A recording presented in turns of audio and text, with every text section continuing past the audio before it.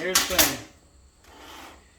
If you own a Stihl power equipment, whether it's a blower, chainsaw, some kind of weed whip, as far as I know, if it's got a C on it, that means it has this EasyStart system with this extra spring in the recoil, or if you haven't seen it, called like an ergo start.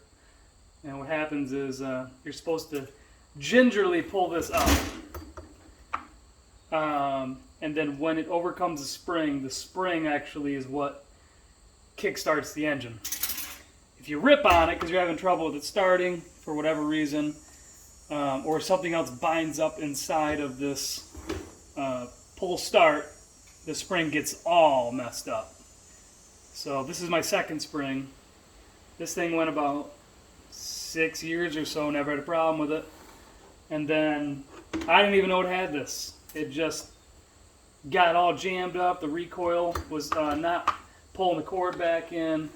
So I took it apart and found out this spring was mangled. So I pitched it, got a new one from Stihl, and put it in there, ran it a weekend, never had a problem with it. And I had to pull start a couple times, and even more carefully, and the thing still got bound up on me. So I have a quick fix, and it's free if you have a soldering iron. I'm going to show you. This might be the same on a lot of these models, but if you pull these 3 screws out, which we're going to do now, 1,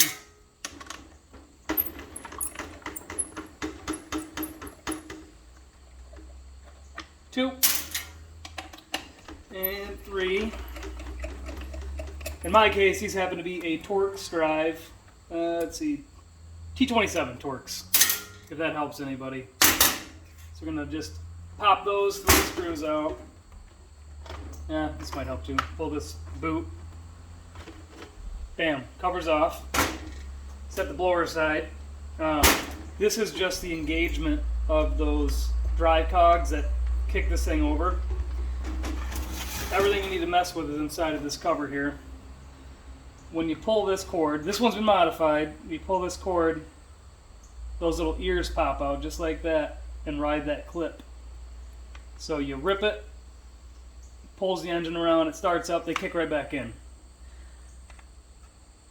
You pull this clip off. I'm not going to do it now, it's pretty easy. You pull this clip off with some needle nose pliers. There's a little washer under it, and this is actually 2 pieces.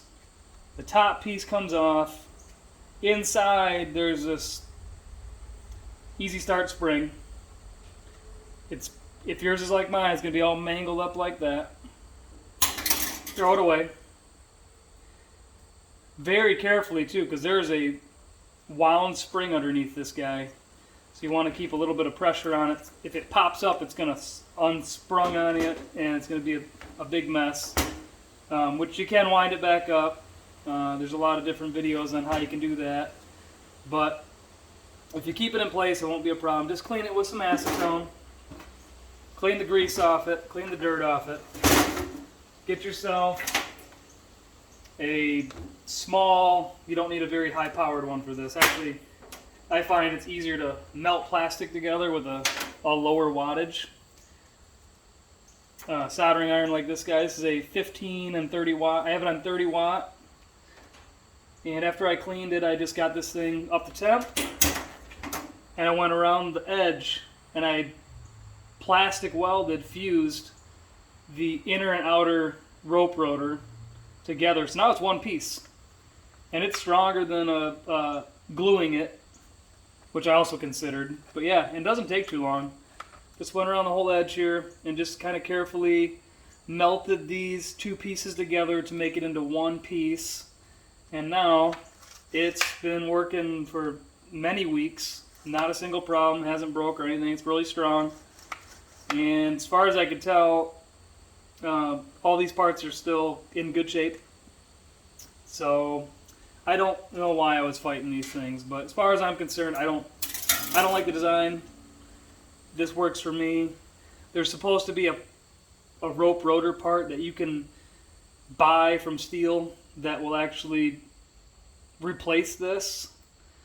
This part number happens to be 4241 195 0403. The part that I was going to attempt to purchase to replace this whole spring assembly was 4241 195 0400. I actually couldn't find a local dealer that had the part in stock. They'd have to order it, so I ended up trying this route, and it worked. So to me, it was a free fix and upgrade, because now I can rip this thing hard as I want and not worry about that spring jamming up the works. And I had all this stuff, so soldering iron is not very expensive. You might even have one laying around. Give it a go, weld it together, get your blower back together, do your yard work or your trimming, and don't take it to a shop. You don't need to take it to a shop. This is pretty simple, folks.